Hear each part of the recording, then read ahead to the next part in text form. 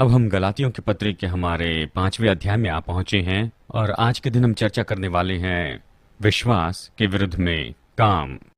हम यहाँ पर निश्चय ही बहुत ही अच्छा विचार लेना चाहेंगे विश्वास के बनाम काम के बारे में। कई बार ऐसा होता है कि बहुत से विश्वासी कलीसिया में वो विश्वास और काम के बारे में पूरी तरह से समझ नहीं रखते हैं, यानी हमें इसे तो देखना ही होगा। इसलिए चलिए शुरू में मैं याकूब के अध्याय में से बताता हूँ। आपको ये निकालने की जरूरत नहीं, लेकिन यहाँ पर ये विश्वास और काम के बारे में बताता है। कहता है कर्म बिना विश्वास मरा है। और इसे समझने के लिए, क्योंकि बहुत से लोग इसके कारण गड़बड़ी में आते हैं, आपको नए नियम में जाना है और वहाँ पर जितने भी बार यहाँ पर काम ये शब्द आता है उस शब्द को देखना है और आप पाएंगे, चलिए देखते हैं क्या मुझे याद है। आप पाएंगे शरीर के काम, अंधकार के काम, शैतान के काम, धार्मिकता के काम यानी हमारे खुद के धार्मिकता के काम, और फिर आप पाएंगे परमेश्वर के काम, और फिर पाएंगे व्यवस्था के काम, और फिर विश्वास के काम। आपको क्या लगता है जब ये कहता है विश्वास कर्म बिना मरा है, तो कौन से काम के बारे में कह रहा है? विश्वास के काम निश्चय ये व्यवस्था के काम के बारे में नहीं कह रहा है, और ना ही शरीर के कामों के बारे में नहीं कह रहा है, और ना ही शत्रु के काम या अंधकार के कामों के बारे में कह रहा है। लेकिन विश्वास हमारे अंदर निश्चय ऐसी इच्छा उत्पन्न करेगा कि हम परमेश्वर के लिए काम करते चले जाएं। और सच में जितना ज्यादा आपके पास में प्रकाशन होगा आपके जीवन के बारे में परमेश्वर का प्रेम, उतना ज्यादा आप खुले होगे कि आगे जाकर प्रभु के काम कर सकें, क्योंकि विश्वास आपको आगे बढ़ाएगा कि आप परमेश्वर के काम को करते चले जाएं। यीशु ने कहा कि तुम इससे भी महान महान काम करोगे। वो व्यवस्था के कामों के बारे में नहीं कह रहा था, विश्वास के काम के बारे में कह रहा था। और जब हम इस बात को समझते हैं तो ये मददगार होता है कि हमें आज़ाद कर दे। और इसलिए मैं ऐसी कुछ बातें हैं जो आपको पिछले लेसन से बार बार दोहरा कर बताऊंगा, और जो बातें आज मैं आपको बताऊंगा उसमें से कुछ अगले लेसन में रिपीट करूंगा। और ये बातें तो बार बार दोहराई जाएंगे क्योंकि हम अपने मन को नया बनाने की कोशिश कर रहे हैं कि हम जाने कि सच्चा विश्वास यीशु मसीह में वो क्या है, उसके बारे में हम जाने, और व्यवस्था के काम के बजाय विश्वास से जीना क्या है। अगर आप चाहें तो मेरे साथ में निकालिए गलातियों अध्याय 3। हम यहाँ पर कुछ वचन पढ़ेंगे, गलातियों अध्याय 3। और एक बार फिर यहाँ पर पौलुस बहुत परेशान होता है। पौलुस तो उससे बताया गया कि जो काम उसने शुरू किया था इस क्षेत्र में, यहूदी मतवादी लोग वहां पर आए और उन्होंने तो अनुग्रह के शुद्ध सुसमाचार को दूषित करने की कोशिश की है। तो फिर वो यहाँ पर शुरू करता है निर्बुद्धि गलातियों। और देखिए यहाँ पर वो इस बात की चिंता नहीं करता है कि ये बात उन्हें किस तरह से लगती है। वो कहता है निर्बुद्धि गलातियों के लोगों, तुम लोगों को तुमने किसने भरमा दिया है कि तुम सत्य का पालन न करो, जिसकी आंखों के सामने निश्चय इस बात को सबूत है कि यीशु तुम्हारे सामने क्रूस पर चढ़ाया गया है। मैं क्रूसार्पित यीशु का प्रचार करता हूँ। मैंने तुम्हें अनुग्रह का सुसमाचार बताया है, लेकिन किसी ने तुम्हें भरमाया है, तुम्हें धोखा दिया है। कोई भीतर आया, उसने दूषित किया, उसने भ्रष्ट किया है अनुग्रह के सुसमाचार को। मैं तुमसे केवल ये जानना चाहता हूँ कि तुमने आत्मा को क्या व्यवस्था के कामों से या विश्वास के समाचार से पाया है? क्या तुम ऐसे निर्बुद्धि हो कि आत्मा की रीति से आरंभ करके अब शरीर के रीति परंत करोगे? अब यहाँ पर वो क्या कह रहा था? हाँ, उन्होंने नया जन्म पाया था, सब कुछ उन्होंने आत्मा में शुरू तो किया था, विश्वास से शुरू किया, लेकिन देखिए अब क्या हो गया। वो तो वापस उस पुरानी आस्था के सिस्टम में खींचे चले गए जो उन्हें अनुग्रह से नीचे गिरा रहा था। वचन 4, क्या तुमने इतना दुख व्यर्थ ही उठाया? क्या वो सच में व्यर्थ था? मैं इस बात के बारे में निश्चित नहीं कि वो व्यर्थ था या नहीं, लेकिन तुमने जो दुख उठाया, उन्होंने कौन सा दुख उठाया था? देखिए, लोग इसलिए दुख उठाते हैं जब आपके पास में यीशु मसीह का प्रकाशन होता है कि वो कौन है और वो आप में कौन है। आप विश्वास से मसीह का जीवन जीते हैं तो धार्मिक विचार वाले लोगों से आपको सताया जाएगा। उनसे जो नहीं चाहते हैं कि आप खड़े रहें, आप आज़ादी में डटे बने रहें, और वो चाहते हैं कि आप बंधन के जुए में वापस आए, क्योंकि एक दूसरे के बारे में वही अच्छा महसूस करते। हम सब एक ही काम करते हैं और बस एक ही धार्मिक विचारों के अनुसार काम करते हैं उस सिस्टम से। तो फिर तुम अलग क्यों रहते हो? बस विश्वास से जीते हो, ये तो सही नहीं है। और इसलिए वो दुख उठा रहे थे। वचन 5, जो तुम्हें आत्मा दान करता है और तुम में सामर्थ के काम करता है, वो क्या व्यवस्था के कामों से या सुसमाचार विश्वास से ऐसे करता है? कुछ समय बाद हम इसे वापस देखेंगे, लेकिन बताइए कि कैसे परमेश्वर के जो चमत्कार है वो हमारे मध्य में कैसे होते जाते हैं। व्यवस्था के कामों से नहीं, वो ये कह रहा है कि तुम्हारे मध्य में जो चंगाई के काम हो रहे हैं, अच्छे काम हो रहे हैं, अद्भुत काम होते चले जा रहे हैं, वो जो काम हो रहे हैं वो कैसे हो रहे हैं? जिन्होंने आत्मा पाया है, अन्य भाषा बोलते हैं, आत्मा के वरदानों में काम करते हैं, ये सब क्यों हो रहा है? क्योंकि इसलिए कि तुम व्यवस्था को मान रहे हो या तुम प्रभु पर विश्वास कर रहे हो। तो देखिए यहाँ पर वो इस तरह से इस विचार पर हमला कर रहा है कि वापस व्यवस्था को मानने में चले जाएं। वचन 6, अब्राहम ने तो परमेश्वर पर विश्वास किया और ये तो उसके लिए धार्मिकता गिनी गई। अतः ये जान लो कि जो विश्वास करने वाले हैं वे ही अब्राहम की संतान हैं। चलिए मैं यहाँ पर कुछ बताऊं और शायद इसके बारे में बुधवार के दिन आपको और बताऊंगा। देखिए 3 अलग मुख्य वाचाएं हैं, वैसे तो बहुत सी वाचाएं हैं लेकिन 3 मुख्य वाचाएं हैं जो हम देखने वाले हैं। और यहाँ पर उसमें पहली है अब्राहम की वाचा। हालांकि ये पहली नहीं है लेकिन हमारे लिए 3 मुख्य में से पहली है। अब्राहम के साथ परमेश्वर की वाचा उसके शुरू के विश्वास के ऊपर आधारित थी, लेकिन आशीष तो फिर उन सभी पर है जो उसके द्वारा जन्मे हैं। ये उसके वंश पर आ गई, या आप कह सकते हैं कि आशीष उन सभी पर है जो अब्राहम से जन्मे हैं। इसका संबंध उनके जन्म से है, स्वाभाविक जन्म से, यानी अब्राहम की संतान जो थी वो तो आशीषित हैं। और अगर आप उत्पत्ति से पढ़ना शुरू करते हैं, उत्पत्ति 12 में जहां पर अब्राहम को पहली प्रतिज्ञा मिलती है, उसके आगे पढ़ते जाते हैं 10 आज्ञाओं के समय तक हम देखते हैं, आप ये पाएंगे कि अब्राहम की जो संतान है वो तो उत्पत्ति के अध्याय में और निर्गमन के शुरू में उन्होंने अपने पाप के लिए कभी प्रभु के क्रोध का अनुभव नहीं किया। हालांकि उन्होंने बड़े बड़े पाप तो किए थे। आशीष तो अब्राहम के द्वारा प्रतिज्ञा की गई थी और वो अब्राहम के घर में जन्मे हुए हर एक व्यक्ति पर आ गई। यहां तक कि अब्राहम ने पाप किया, उसने 2 बार अपनी पत्नी को डर के मारे दूसरों को दिया। प्रभु ने उसका न्याय नहीं किया। इसहाक और याकूब को हम देखते हैं कि उन्होंने बहुत से पाप किए, इनके बारे में हम देखते हैं बड़ी कहानी, लेकिन वहां पर कोई व्यवस्था नहीं थी, केवल वहां पर प्रतिज्ञा की आशीष ही थी। यानी देखिए यहां पर ये पहली वाचा हम कहेंगे अब्राहम के साथ में, ये तो वंश के ऊपर में आधारित थी। यदि अब्राहम के घर में जन्म है तो निश्चय अब्राहम की आशीष पाई है। अगली वाचा तो मूसा के द्वारा आई थी। मूसा की जो व्यवस्था थी वो आधारित थी व्यवहार पर। पहली तो थी जन्म पर और दूसरी व्यवहार पर। आप तब आशीष पाएंगे जब कुछ मांग को पूरी करते जाएंगे। अगर व्यवस्था को मानते हैं तो आशीषित हैं, और जो कुछ भी आज्ञा दी है उसे मानते तो आशीषित हैं, और सब कुछ व्यवहार के ऊपर में आधारित था। और फिर हम आते हैं हमारी वाचा में यीशु मसीह के द्वारा, और ये तो किसी और बात पर आधारित है जो बी से शुरू होता है। बिलीफ यानी विश्वास पर आधारित है। यानी जब आप मसीह में जन्म लेते हैं, आप परमेश्वर से जन्म लेते हैं, तो आपको स्वीकार किया जाता है किस में? परमेश्वर के परिवार में। और अब आप बेटे और बेटियां, यानी यहां पर जन्म के बाद से निपट लिया गया है। और ये किसके व्यवहार पर आधारित है? यीशु व्यवस्था पूरी करने के लिए आया था। उसी का व्यवहार है जो कि गिना जाता है। जब हम उस पर विश्वास करते हैं तो हम उद्धार पाते हैं, परिवार में स्वीकार किए जाते हैं। यहाँ पर वंशावली की बात आती है, व्यवहार की बात तो मसीह ने पूरी कर ली है। यदि हम उससे जन्मे हैं, उस पर विश्वास करते हैं, तो निश्चय हम उसकी जगह पर हैं। ये मसीह के लिए हमें क्षमा किया गया है, हमारे कामों के कारण नहीं, यानी हमारे कामों के कारण नहीं, उसके कामों के कारण। अब ये तो केवल विश्वास से, भरोसा करने से है। तो हम अपने आप को यहाँ पर नई वाचा में देखते हैं, और ये नई वाचा तो यहाँ पर व्यवस्था या व्यवहार के ऊपर में आधारित नहीं है। इस पर भी आधारित नहीं कि आप किस वंश में जन्मे हुए हैं, ये इस पर आधारित है कि आप क्या विश्वास करते हैं। अगले पाठ में मैं इसके बारे में आपको फिर से बताऊंगा, लेकिन ये तो मुख्य बातें हैं जो आपको मन में रखना है।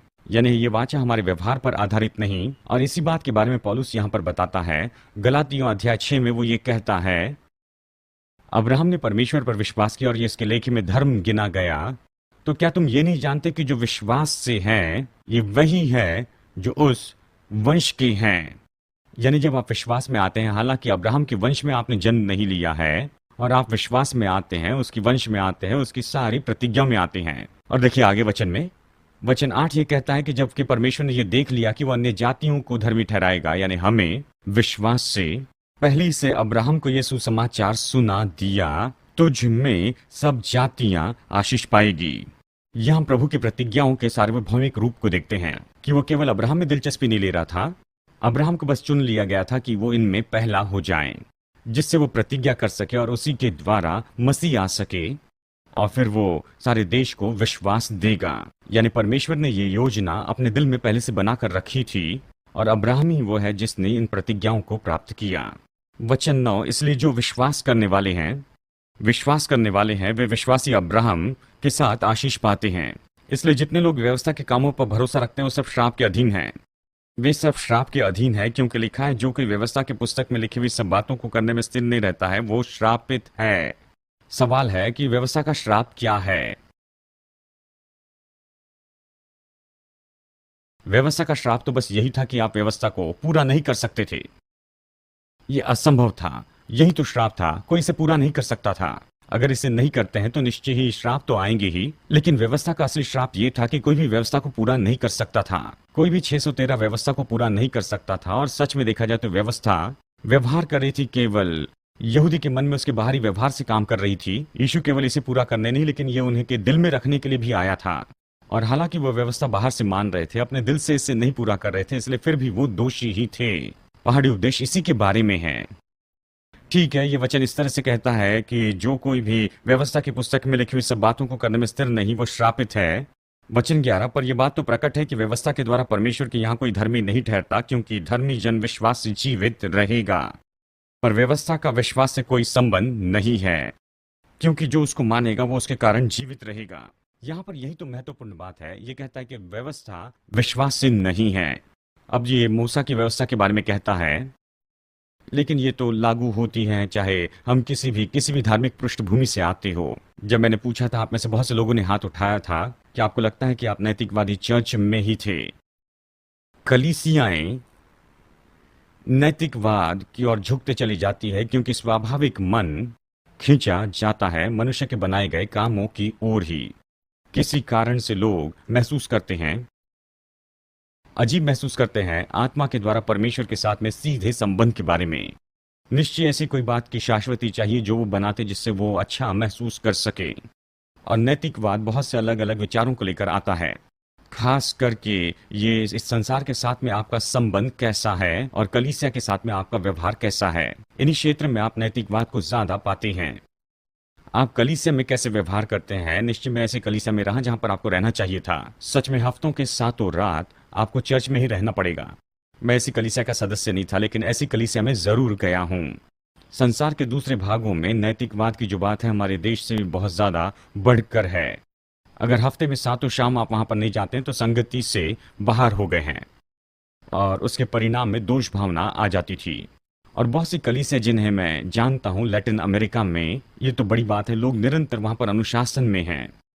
अनुशासन में मतलब यह है कि आपने पास्टर के विरुद्ध में या कलीसिया के विरुद्ध में या कुछ क्रम के विरुद्ध में किया है तो आपको अनुशासन में रखा जाता है 1 हफ्ता 2 हफ्ता या महीने भर के लिए। मतलब आप चर्च में नहीं आ सकते हैं, चर्च में किसी से बातें नहीं कर सकते हैं, किसी से कोई संपर्क नहीं रख सकते हैं, बातचीत नहीं रख सकते हैं, क्योंकि आप यहाँ पर अनुशासन में रखे गए हैं। और अद्भुत बात तो ये है कि लोग स्वीकार करते हैं और वो विश्वास करते हैं कि ये एक अच्छी बात है। मतलब मैं अनुशासन में हूँ, चर्च के किसी के साथ संपर्क नहीं कर सकता। क्योंकि ये ऐसा क्योंकि पीठ पीछे बोला था, तो पास्टर ने मुझे अनुशासन में रखा है। आप में से बहुत से लोग कहेंगे वो ठीक है लेकिन ये बहुत से अलग अलग तरह की कलीसिया में होता है और एक अलग तरह का नैतिकवाद है। और मैं इसे जानता हूँ, इस कलीसिया के पास्टर को मैं अच्छे से जानता हूँ। वो दशवांश के बारे में बहुत ही सटीक थे, दूसरे पास्टर के जैसे ही। तो वो निश्चित करना चाहते कि दशवांश दिया जा रहा है। अगर आप कलीसिया में मुलाकात के लिए आते हैं और निर्णय लेते कि वहीं पर बने रहेंगे तो आपको मीटिंग के लिए बुलाते और वो बताते हैं कि दशवांश के द्वारा चर्च कैसे काम कर रहा है, और उसे बिल्कुल कंपलसरी बनाते हैं। दशवांश के लिए ज़बरदस्ती करते हैं। प्रभु आपसे प्रेम करे और आपको आशीष दे, इसके लिए दशवांश देना ही होगा। और इसीलिए कि परमेश्वर आपसे प्रेम करे और आपको आशीष दे, इसलिए ज़रूरी था कि मैं चाहता हूँ कि 12 पोस्ट डेटेड चेक दीजिए पूरे साल भर के लिए कमाई के आधार पर। और पूछते कि आप कितना कमाते हैं, और उनकी कमाई के आधार पर वो उनके दशवांश का अंदाजा लगाते और 12 पोस्ट डेटेड चेक के बिना उन्हें चर्च में जुड़ने नहीं देते। देखिए, मैं सब देख चुका हूं, इसलिए नैतिकवाद के बारे में सचेत रहता हूं। ये अलग अलग स्वाद में आते हैं, अलग अलग हद तक अलग अलग कलीसिया में होते हैं। और देखिए इस तरह से होता है। कितने लोग जानते हैं शेफर्ड्स मूवमेंट को, जो 70 और 80 के दशक के दौरान बहुत विख्यात थी। खैर, उस समय वहां पर कैरिस्मेटिक चर्च में ये चलन चला, ये विचारधारा कि हर एक की आत्मिक छत्रछाया होनी ही चाहिए और आपको जीवन में जो कुछ भी करना है उसे समर्पित करना है, अपने आत्मिक छत्रछाया को समर्पित होना है, वो किसी और की छत्रछाया में। तो जो भी ऊपर रहता वो मुखिया होता था, और वो निर्णय लेते थे कि उस कलीसिया में या उस ग्रुप में किस बात की अनुमति दे। और अगर नई कार खरीदनी है तो आत्मिक छत्रछाया की अधीनता में रहकर लेना है। वो निर्णय लेंगे कि धन का ये अच्छा उपयोग है या नहीं। और ये सच में बहुत ही हंसने वाली बात है। अगर छुट्टियों पर जाना है तो वो भी आत्मिक छत्रछाया के समर्पण में होना है। और यहाँ तक कि हर एक बात इसी तरह से होती थी। विवाह की बात भी देखिए, वो कहते हैं कि परमेश्वर ने मुझे बताया कि तुम्हें इस लड़की से शादी करनी चाहिए, और ठीक है, तुम मुझे अच्छी तारीख बताओ और हम शादी करवा देंगे। और फिर यानी देखिए, ये शायद आप में से कुछ लोग सोच रहे होंगे ये अपनी कहानी बता रहे हैं। ये कोई कहानी नहीं है, मैं इसमें रहा हूं, मैंने ये देखा है। मैंने लोगों के जीवन में विनाश को भी देखा है इस तरह के नैतिकवाद से। जब मैं सैंटियागो चिली में पास्टर था, बहुत से लोग तो इस नैतिकवाद की कलीसिया से निकलकर हमारे चर्च में आए, और मैंने वहां पर इस तरह से शिक्षा तैयार की ताकि मैं उन लोगों की सेवा कर सकूं और बताऊं कि कैसे इस नैतिकवाद से वो बाहर आ सके, दोष भावना से, जो उन्हें बिना किसी सामर्थ्य और बिना किसी आनंद से रख देता है और बिना शांति के। देखिए, नैतिकवाद, और इसलिए तो पौलुस ये कह रहा है, वो कहता है, निर्बुद्धि गलातियों, तुम्हें किसने भरमाया है? जिसे तुमने आत्मा में शुरू किया है, क्या उसे तुम शरीर में खत्म करोगे? प्रभु जो तुम्हारे मध्य में चमत्कार करता है, क्या वो व्यवस्था के काम से है या फिर विश्वास के द्वारा ही है? और यही तो वो बात है आज यहाँ पर इस लेसन में हम देखने वाले हैं। तो ये कहता है गलातियों 3:12 में, व्यवस्था तो विश्वास से नहीं है। जितनी ज्यादा व्यवस्था थोपी जाएगी उतना कम चमत्कार और चंगाई देखी जाएंगी। नैतिकवाद वाली कलीसिया परमेश्वर की सामर्थ को बहुत ही कम देखती हैं, जब तक कि सच में कोई उनके विश्वास के इस रुकावट को दूर न कर दें। और सामान्य रूप में आप नैतिकवादी कलीसिया में परमेश्वर की सामर्थ को इसलिए नहीं देखते क्योंकि लोग वहां पर बंधे हुए होते हैं और वो कभी कुछ नहीं कर पाते, इसलिए उनके मन में ये दोष भावना तो जरूर होती है। पिछले साल जब भी चर्च का दरवाजा खुलता था, मैं वहां पर पहले नहीं जाता था, या 1 महीना दशवांश नहीं दिया, और पास्टर के अनुसार मैं भी किसी श्राप में हूं, तो इस तरह मैं कैसे अपनी चंगाई के लिए विश्वास कर सकता हूं? और इसलिए बहुत से विश्वासी जन को हम देखते हैं कि वो अपने शरीर में बहुत सी बीमारियों को सह रहे हैं, बीमार हैं, क्योंकि वो खुद के ऊपर लाई गए इस व्यवस्था में हैं, या उनके पास्टर ने उनके ऊपर में दोष भावना लाई है। वो कुछ नहीं कर पाते हैं। और जब तक कि आप उस क्षेत्र में जहां पर आप कुछ भी नहीं कर पाते हैं, आप अपने जीवन में ज्यादा सामर्थ नहीं देखेंगे। चलिए कुछ उदाहरण देखते हैं। मत्ती 8:5-13 देखते हैं। वचन में 2 केसेस दिए हैं जहां यीशु विश्वास की आज्ञा देता है। बहुत से लोगों ने इसे पहले देखा है, लेकिन जो लोग नहीं जानते उनके लिए मैं बता दूं। यीशु यहां पर 2 लोगों के विश्वास के बारे में बताता है कि उनके पास में महान विश्वास है।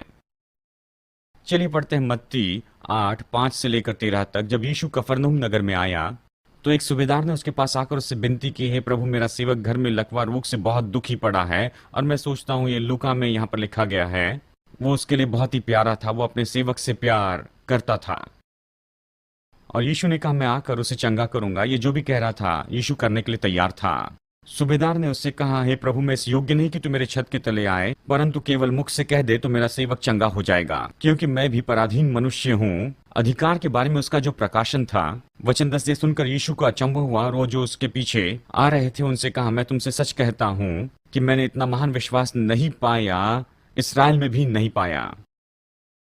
ठीक है, चलिए इसे अलग तरह से पढ़ते हैं और फिर मैं आपको एक साथ इसे समझा कर बताऊंगा। मत्ती 15 में चलते हैं। मत्ती अध्याय 15, 21-28 तक।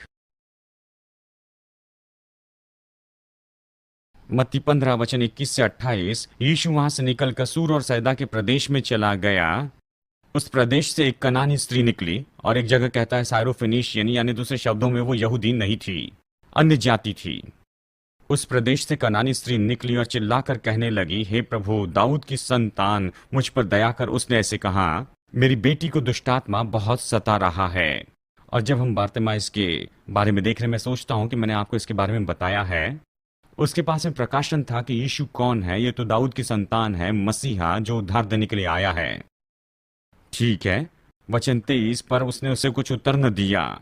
तब उसके चेलों ने आकर उससे विनती की, इसे विदा कर, क्योंकि हमारे पीछे चिल्लाती हुई आ रही है। उसने उत्तर दिया, इसराइल के घराने की खोई भेड़ों को छोड़ मैं किसी के पास नहीं भेजा गया। यीशु एक उद्देश्य के साथ में भेजा गया, वो व्यवस्था को पूरा करने के लिए आया था।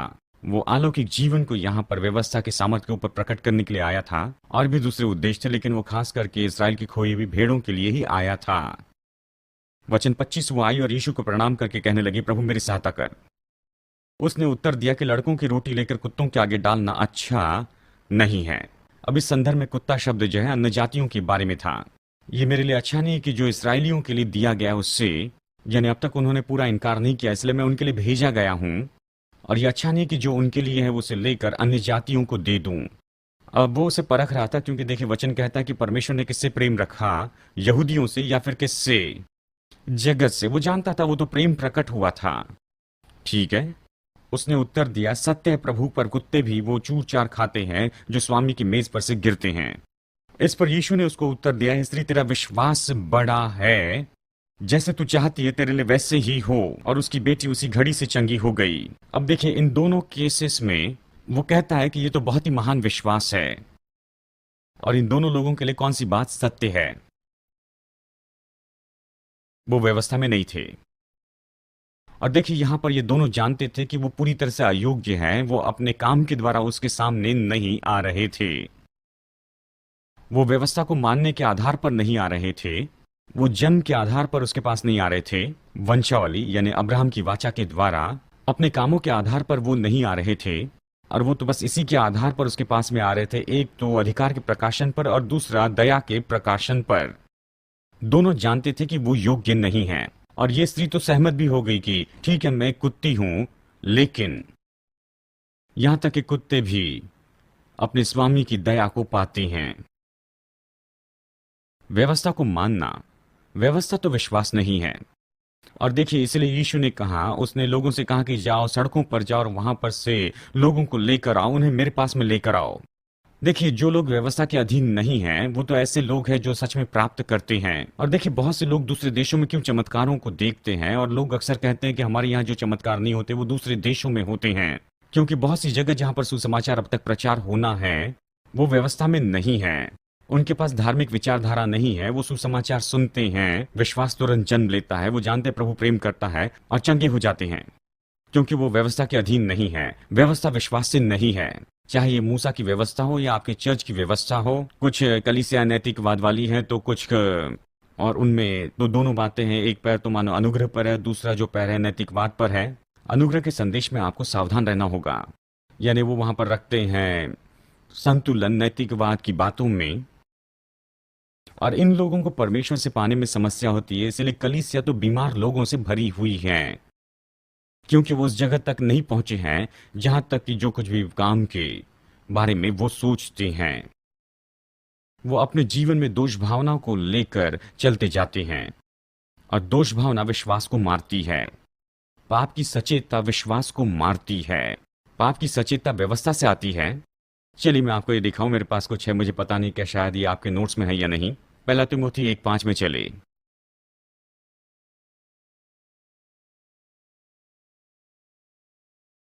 पहला तिमोथी 1:5।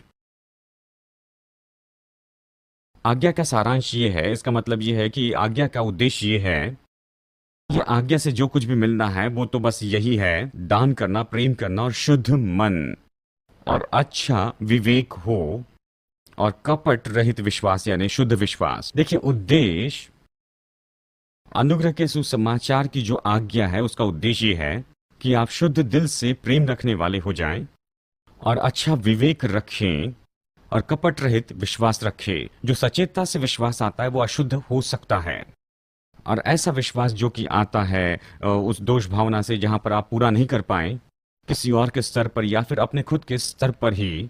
कोई अपने स्तर पर कभी असफल रहा है, मैं रहा हूं। जब आप अपने स्तर में असफल हो जाते तो क्या होता? दोष भावना आती है, अयोग्य महसूस करते हैं। यहां तक कि एक कनानी स्त्री जो यीशु के पास में आई थी उसने कहा कि मैं योग्य नहीं। सूबेदार ने कहा कि मैं भी इस योग्य नहीं हूं कि तू मेरे घर में आए। ये तो उसकी योग्यता पर आधारित नहीं था।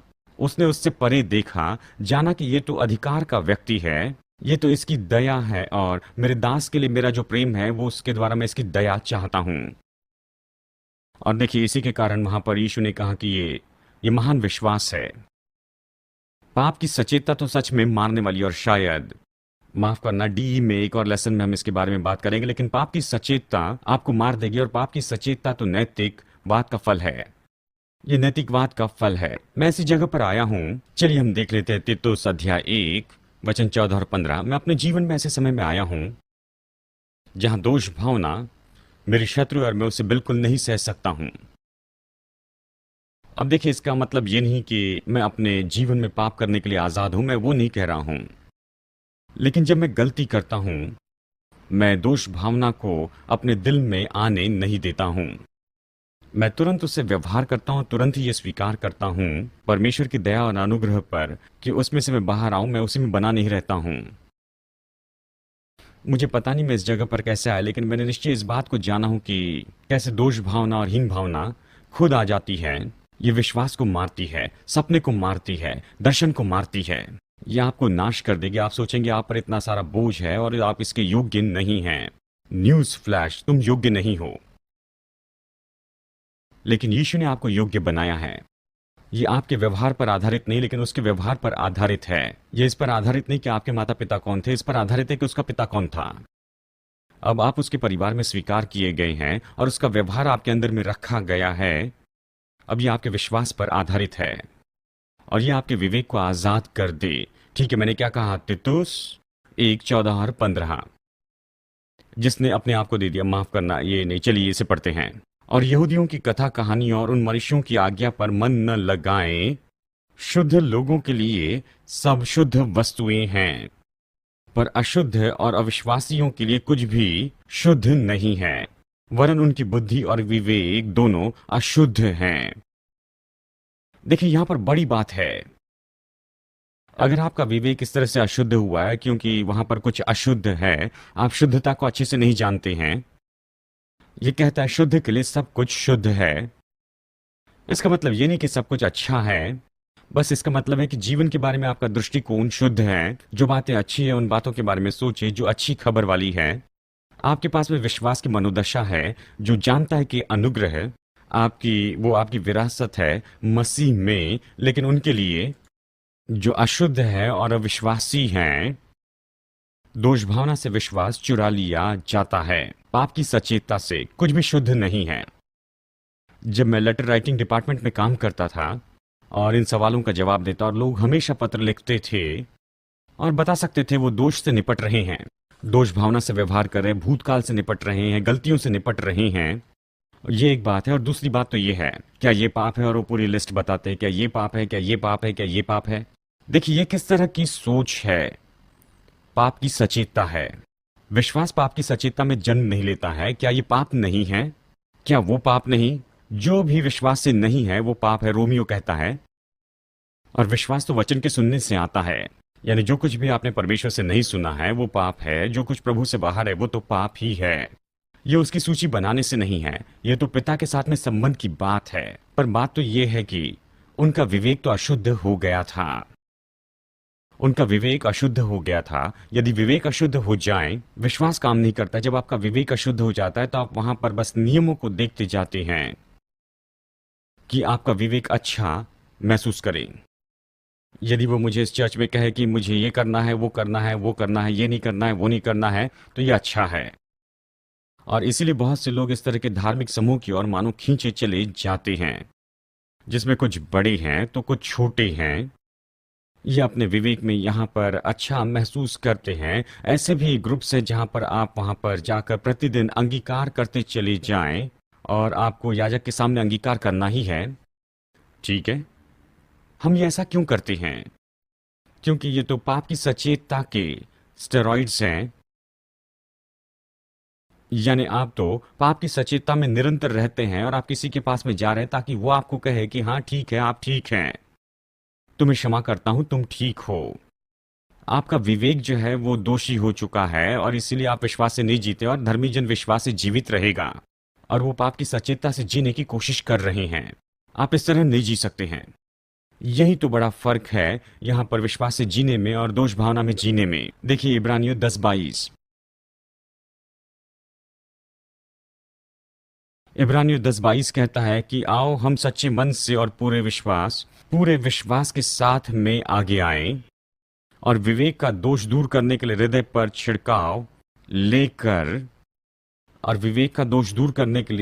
छिड़काव लेकर ये कैसे हो सकता है?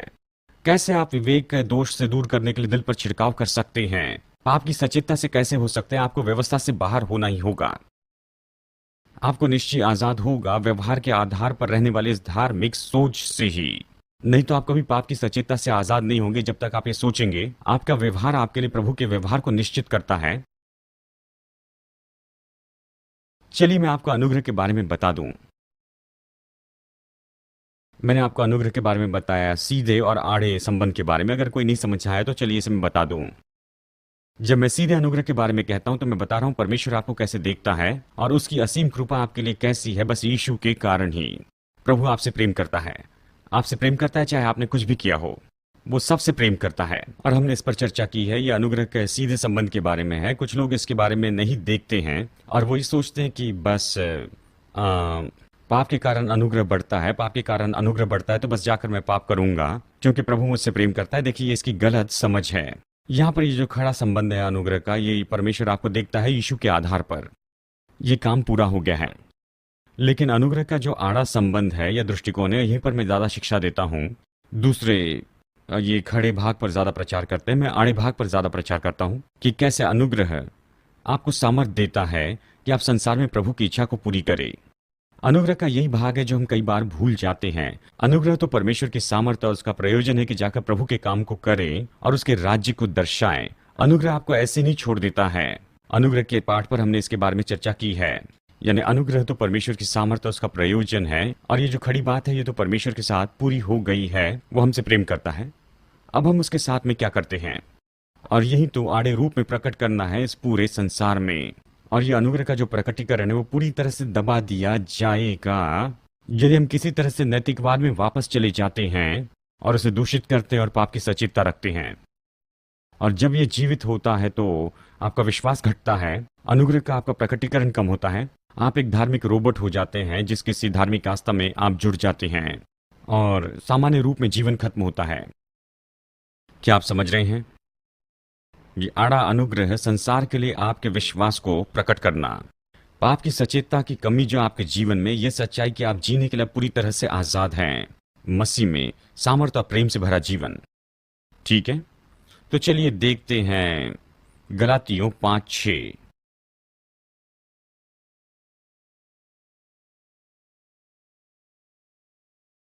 गलातियों 5:6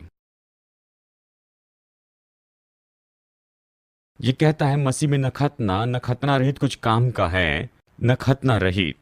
व्यवस्था के बारे में कहता है, पर विश्वास जो प्रेम के द्वारा काम करता है। अब चलिए विश्वास के शिक्षकों से बड़ा हटकर मैं यहां पर कुछ बताऊंगा। बहुत से लोग कहेंगे इस वचन के आधार पर विश्वास प्रेम से काम करता है। मैं सहमत नहीं। प्रेम के बिना विश्वास काम करता है। और आप देख सकते हैं 1 कुरिन्थियों 13 में कि पहाड़ हटाने वाला विश्वास हो लेकिन फिर भी अगर प्रेम नहीं हो, मतलब विश्वास प्रेम के बिना काम करता है लेकिन इस विश्वास से परमेश्वर प्रसन्न नहीं होता है। परमेश्वर जिस विश्वास से प्रसन्न होता है वो प्रेम के साथ काम करता है। ये फिर से कहता है न तो खतना कुछ है ना ही खतना रहित कुछ है, यानी ये कुछ नहीं है। व्यवस्था को मानना या कुछ करना या ऐसी कोई भी बात, इससे कुछ नहीं होता है। लेकिन विश्वास जो प्रेम से काम करता है, परमेश्वर केवल इसी बात को तो देख रहा है। व्यवस्था तो विश्वास से नहीं है लेकिन व्यवस्था तो पाप को बल देती है। विश्वास जो प्रेम के साथ काम करता है, ये एक ही ऐसा विश्वास है जो परमेश्वर को प्रसन्न करता है। ऐसा विश्वास जिसके द्वारा हम बड़े साहस से आए। धर्मी जन विश्वास से जीवित रहेगा। सूबेदार दास से प्रेम करता था, कनानी स्त्री बेटी से प्रेम करती थी। प्रेम ही उनकी प्रेरणा थी। योग्य होना वहां पर बात नहीं थी। वो योग्य नहीं थे लेकिन प्रेम करते थे और उस प्रेम ने विश्वास को खोला। क्या आप समझ रहे हैं? यह अच्छा है। उनकी योग्यता उन्हें यीशु के पास नहीं लेकर आई, उनका प्रेम उन्हें यीशु के पास लाया। और विश्वास तो उनके प्रेम में जन्मा था और वो उनके प्रेम के द्वारा प्रोत्साहित हुआ, उनके कामों से नहीं। प्रभु की स्तुति। व्यवस्था को मानना आपके जीवन को मानो छीन लेगा। विश्वास जो प्रेम से काम करता है वही आपको अनंत जीवन देता है और परमेश्वर की सामर्थ्य आपके जीवन में खोलता है। देखिए मैं फिर से आपको बताऊं, जब मैं लेटर राइटिंग डिपार्टमेंट में काम किया करता था, मुझे तो बस लेटर के बाद लेटर्स मिलते थे। जो लोग एंड्रयू को सुनते थे, लोग जिनका दिल बहुत ही अच्छा है, प्रभु के चलन को देखना चाहते हैं, वो लिखकर ये कहते थे मैंने ये किया है, मैंने वो किया है, मैं क्वायर में हूँ, चर्च में जाता हूँ, मैं गीत गाता हूँ, दशवांश देता हूँ, संडे स्कूल में मैं काम करता हूँ। एक बहन ने कहा, मैं हमेशा दशवांश और भेंट देने में विश्वास योग्य रही हूँ।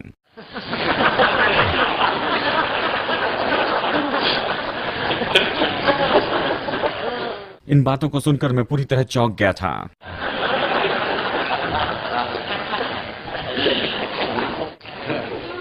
मैं इसके बारे में बहुत कुछ बता सकता हूं, लेकिन मैं कई बार स्पेल चेक करता हूं लेटर लिखने पर। ठीक है। खैर, ये बात ये है कि लोग कह रहे थे कि मैं ये करता हूं, मैं वो करता हूं, वो करता हूं। मैंने अंगीकार किया, इसका दावा किया, इसे कहा है, मैंने बांधा है, इसे खोला, मैं चर्च में जाता हूं, मैंने ये किया है, मैंने वो किया है, और ये काम नहीं कर रहा है। ये किस तरह की मानसिकता है? देखिए, सब आधारित है, पी से शुरू होता है, परफॉर्मेंस। परफॉर्मेंस यानी काम। मैंने ये सब कुछ किया है, इसलिए मुझे इसका परिणाम तो मिलना ही चाहिए। देखिए, यहां पर कुछ लोग बैठे हैं। हाँ, कम ऑन, आप ऐसे ही सोचते थे। अगर मैं ये सब कुछ करता हूं तो मुझे परिणाम मिलने ही चाहिए। पौलुस यही तो कह रहा है कि तुमने आत्मा में शुरू किया है और अब तुम इस सोच में वापस जा रहे हो कि तुम्हें कुछ काम करना होगा। एक सील मछली के जैसे नाक पर बॉल उछालेंगे तो एक मछली मिल जाएगी। विश्वासी इसी तरह से सोचते हैं कि अगर मैं इस तरह से काम करते जाऊं। और देखिए, मैं दशवांश के बारे में अलग दृष्टिकोण रखता हूं, दशवांश से प्रेम करता हूं, मैं दशवांश देता हूं। दशवांश मेरे लिए जरूरी है, लेकिन व्यवस्था के कारण नहीं। लेकिन इसमें आत्मिक सिद्धांत जुड़े हैं। यहां पर यह बहुत ही सामर्थ्य या आत्मिक है। लेकिन मैं दशवांश व्यवस्था के कारण नहीं देता हूं। मैं दशवांश देता हूं क्योंकि मैं प्रभु के राज्य के सिद्धांत को समझता हूं। इस पर अलग दृष्टिकोण रखता हूं। इससे कोई फर्क नहीं पड़ता कि आप कितनी बार चर्च में जाते हैं और आपसे जो कहा गया आप उसे कितनी बार करते हैं। और अगर आप दशवांश और भेंट दे और ये सब कुछ, जानते हैं, इसमें से कुछ भी परमेश्वर को प्रोत्साहित नहीं करेगा कि प्रयोजन करे। उस सुबेदार के लिए या उस कनानी स्त्री के लिए परमेश्वर ने किस कारण से सब कुछ किया? प्रेम के कारण। विश्वास जो प्रेम से जन्मा है, व्यवहार या काम के द्वारा नहीं। काम तो कभी विश्वास को जन्म नहीं दे सकते हैं। विश्वास तो परमेश्वर के वचन को सुनने से है। और यहां पर यह शब्द है कि काम करता है, या ये जो शब्द काम करता है, अगर हम ग्रीक में इसे देखें, मैं स्पेनिश एक्सेंट में से कहूंगा इसका उच्चारण, लेकिन मुझे पता नहीं कि ग्रीक में इसका उच्चारण क्या होगा। एनर्जाइज, एनर्जी, जिससे ऊर्जा शब्द आता है। विश्वास को शक्ति मिलती है प्रेम से, कामों के द्वारा नहीं। ठीक है, तो चलिए अपने नोट्स में वापस देखते हैं। चलिए देखते हैं गलातियों अध्याय 3, 2 से 5।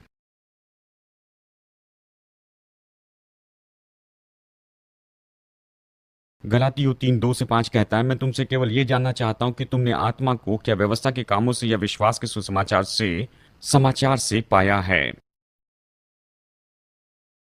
देखिए, हमारे कामों ने हमें यीशु में नहीं लाया है, तो अब हम क्यों सोचते हैं कि वो हमारे कामों को ही चाहता है? क्या तुम ऐसे निर्बुद्धि हो कि आत्मा की रीति पर आरंभ करके अब शरीर की रीति पर अंत करोगे? वचन 5, जो तुम्हें आत्मा दान करता है और तुम में सामर्थ के काम करता है, वो क्या व्यवस्था के कामों से या सुसमाचार पर विश्वास से ऐसे करता है, या विश्वास के सुनने से करता है? राज्य में सब कुछ जो है वो केवल विश्वास से सुनने के बारे में ही है। जितना ज्यादा आप वचन सुनेंगे उतना विश्वास आएगा। अगर आप अपने मन में केवल काम करने के बारे में सोचते हैं, मन में आप सोचते हैं कि मैंने अब तक इसे नहीं किया है सही तरह से, तो सुनने से आपके ऊपर उतना प्रभाव नहीं होगा। लेकिन एक बार पाप की सचेतता से आजाद होने के बाद, एक बार पाप जो है मसीह में आपके जीवन को प्रोत्साहित करने वाला नहीं है, लेकिन धार्मिकता मसीह में आपके जीवन को प्रोत्साहित करने वाली है। एक बार आप खुद को धर्मी देखते हैं, जानते हैं कि आप मसीह यीशु में हैं, एक बार जानते हैं कि आपके कामों से नहीं है, एक बार आप ये जान ले, आप आजाद होते हैं कि परमेश्वर के जीवन का आनंद उठाए, प्रभु के प्रेम का आनंद उठाए, उसके अनुग्रह का आनंद उठाए। विश्वास जन्म लेता है, चमत्कार होते हैं सुनने से, जो कि कामों पर आधारित नहीं। जैसे यीशु ने सूबेदार से कहा था, कनानी स्त्री से उसने कहा कि इनमें कितना महान विश्वास है। ये कामों पर आधारित नहीं था। ये तो संबंध के कारण है। लोग संबंध के कारण ही तो डरते हैं। हम धार्मिक रूटीन में आ जाते हैं, मासूमियत में, अच्छे दिल से भी हम धार्मिक रूटीन में आ जाते हैं, और हम कहते हैं ठीक है, मैं वादा करता हूं कि मैं सुबह जल्दी उठूंगा और बाइबल पढ़ते चले जाऊंगा।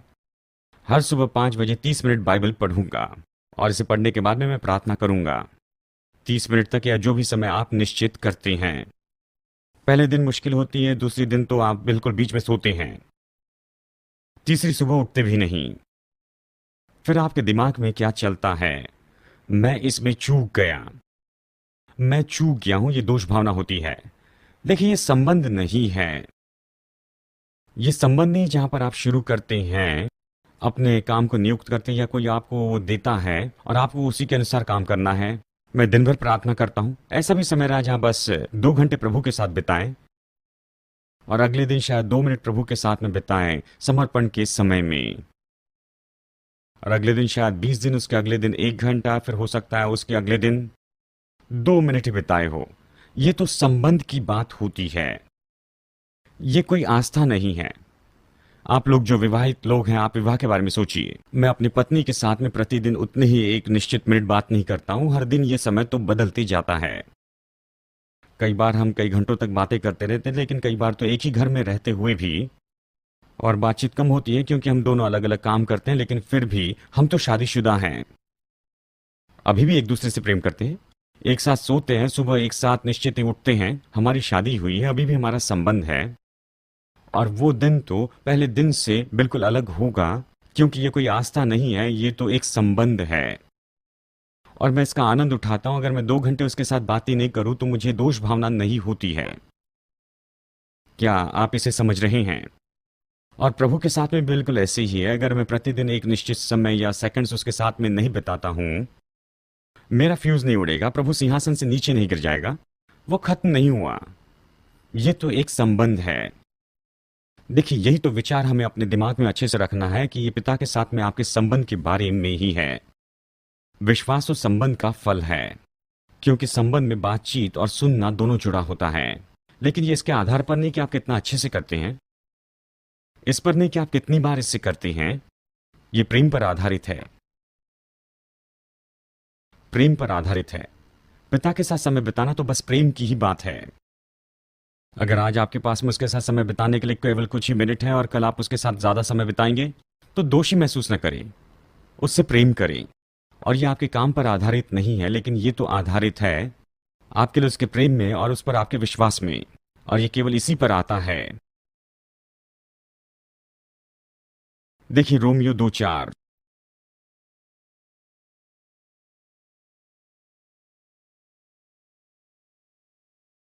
रोमियो 2:4।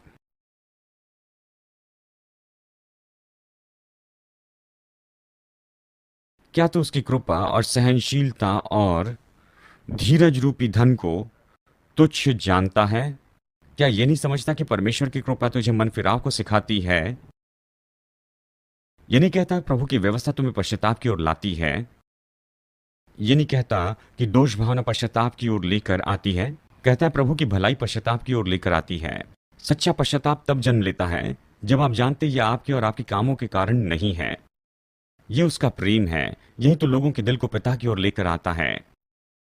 आप लोगों के मन को परमेश्वर की ओर लेकर आ सकते हैं। कहिए कि उन्हें यह बताने के द्वारा कि वो नरक में जाएंगे। आप उन्हें हर तरह की बातें बता सकते हैं, प्रचार कर सकते हैं, बता सकते हैं कि अगर वो प्रभु के पास नहीं आए तो वो नरक में हमेशा के लिए जलेंगे। और शायद आप कुछ लोगों को बाहरी रूप में भक्तिपूर्ण व्यक्ति बना भी दें, लेकिन उनका दिल प्रभु की ओर नहीं लाया है। आपने उनका दिल पिता की ओर नहीं लाया है, प्रेम से उन्हें परमेश्वर के परिवार में नहीं लाया है। यह उसकी भलाई है जो हमें पश्चाताप की ओर लेकर आती है। रोमियो 5:5 देखिए। देखिए, व्यवस्था ऐसा नहीं करती है। पिता के साथ में वो आपको दिल के संबंध में नहीं लेकर आती है। रोमियो 5:5 कहती है, और आशा से लज्जा नहीं होती, क्योंकि पवित्र आत्मा जो हमें दिया गया है उसके द्वारा परमेश्वर का प्रेम हमारे मन में डाला गया है। यहाँ पर पौलुस गलाती में कहता है कि क्या तुमने पवित्र आत्मा पाया है व्यवस्था के काम करने के द्वारा या विश्वास से सुनने के द्वारा? आप अपने काम से हटकर विश्वास से इसे सुन सकते हैं। और मेरी पत्नी ने एक सभा में चंगाई पाई। कितने लोग हैप्पी हंटर्स को जानते हैं?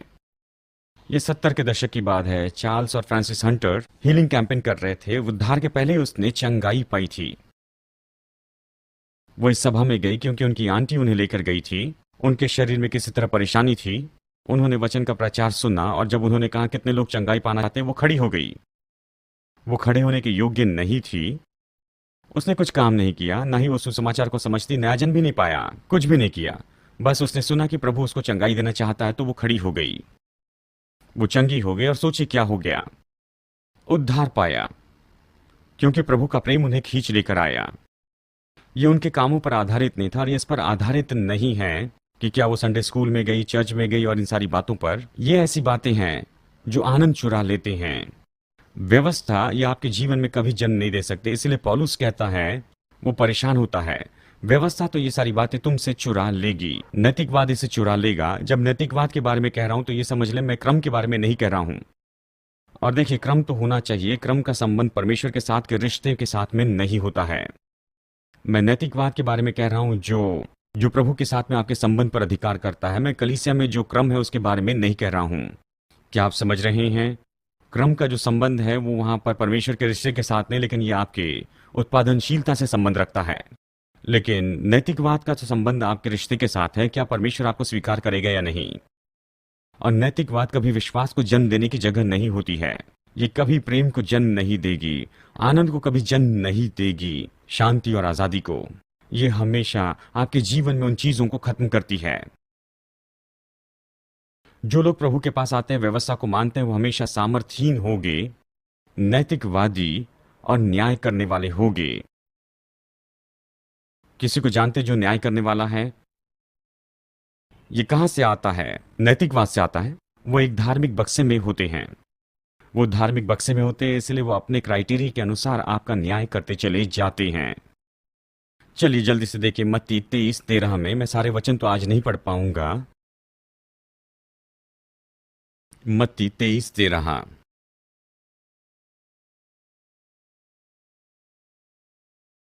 और हम इन वचनों को इस तरह से देख सकते हैं कि हमारे दिनों के साथ में ये मेल खाएं।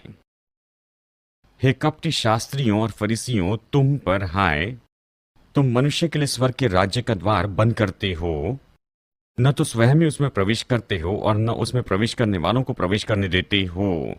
खैर, हम ये कह सकते हैं आज कुछ धार्मिक अगुवों के बारे में, कुछ पास्टर्स के बारे में, वो कपटी हैं। वो चाहते हैं कि आप उनके चर्च में रहें, लेकिन वो नहीं चाहते हैं कि आप प्रभु यीशु मसीह के राज्य की आज़ादी में जाएं, क्योंकि वो चाहते हैं कि आप उनके सिस्टम के अनुसार, उनके काम करने के तरीके के अनुसार रहें। उन पर हाय। देखिए, उनमें से कुछ लोग इससे बेहतर तरीका नहीं जानते हैं, और मैं बहुत से पास्टर्स से मिलता हूं, वो बस इतना ही जानते हैं, उन्हें ये सिखाया गया है। ये नहीं कि हम उनके विरुद्ध में जाएंगे या उनके विरुद्ध में गलत कहते जाएंगे, हमें बस सत्य प्रचार करना है, अनुग्रह से, प्रेम से। यही तो बात है जो यहाँ पर हमारे पास है कि लोग जिस पल वो नया जन्म पाते हैं, इसलिए पौलुस ने कहा, हमारा मुख्य वचन गलातियों 5, इसलिए तुम मजबूत खड़े रहो, मसीह ने तुम्हें जो स्वतंत्रता दी है उसमें डटे रहो, उसमें तुम आजाद रहो, और फिर से बंधन के जुए में न जुतो। इसके लिए आपके भाग में कुछ न कुछ धीरज चाहिए, यहां तक कि आपके अपने मन में, आपका मन आपसे ये कहेगा, अगर प्रभु के साथ अच्छा होने के लिए आपको कुछ करना पड़े तो आप उसके लिए क्या करेंगे। ये दृढ़ गढ़ है जिसे ढा देना जरूरी है। हर एक विचार को बंदी बनाना है। 2 कुरिन्थियों 10:4 और 5। इसे ही तो ढा देने की जरूरत है। ये ऐसा नहीं कि आप अपने शरीर में जैसा जीना चाहते हैं उसके लिए आजाद हैं, लेकिन अब आप आजाद हैं कि परमेश्वर का अनुग्रह आपके जीवन के द्वारा जिए, कि आपके लिए प्रयोजन करे, आपको सामर्थ दे, आपके द्वारा प्रभु के प्रेम को दर्शाएं बिना किसी दोष भावना के। और आप देखेंगे आपके जीवन में वरदान और चमत्कार विश्वास के द्वारा, अनुग्रह से, अपने कामों से नहीं। आमीन। ठीक है, मेरे पास अभी कुछ मिनट है, प्रार्थना करूंगा। ठीक है, सवाल के बजाय मैं प्रार्थना करना चाहता हूं। ठीक है। हालेलुया। पिता, तेरी स्तुति करते हैं, तेरे प्रेम के लिए धन्यवाद देते हैं, वचन के लिए धन्यवाद देते हैं प्रभु, कि अनुग्रह और सच्चाई यीशु मसीह के द्वारा प्रकट हुई है। और यीशु ने भी ये बात बताई है, महान विश्वास। 2 अयोग्य व्यक्ति में, अगर हम काम के बारे में कहें तो वो तो अयोग्य थे। प्रभु, मैं प्रार्थना करता हूं हर एक धार्मिक विचारधारा वाले लोगों के लिए जो यहाँ पर इस कमरे में हैं, हर एक दृढ़ गढ़ जो कुछ भी उठाया गया है, जो कि केवल कामों के ऊपर में आधारित है, जो केवल दोष भावना लाती है, ऐसे दिल और दिमाग के लिए प्रार्थना करता हूं कि ये आजाद हो जाएं, परमेश्वर के प्रेम का आनंद उठाने के लिए आजाद हो, पिता के साथ संबंध के लिए बिल्कुल आजाद हो जाएं। ये किसी चेकलिस्ट पर आधारित ना हो, ना ही ये किसी कामों के ऊपर में आधारित हो, बस केवल प्रेम पर आधारित हो, कि हम पिता का आनंद उठा सके, हम आनंद उठा सके पवित्र आत्मा की संगति का, और वचन का हम आनंद उठा सके। हम मसीह यीशु में इन सारे दृष्टिकोण में बढ़ते चले जाएं, और सत्य में चले और प्रेम में चले। मैं अनुग्रह मांगता हूं हर एक व्यक्ति के लिए, प्रकाशन की आत्मा और तुझ में ज्ञान हो, तुझे सारी स्तुति महिमा देते हैं यीशु के नाम में, आमेन।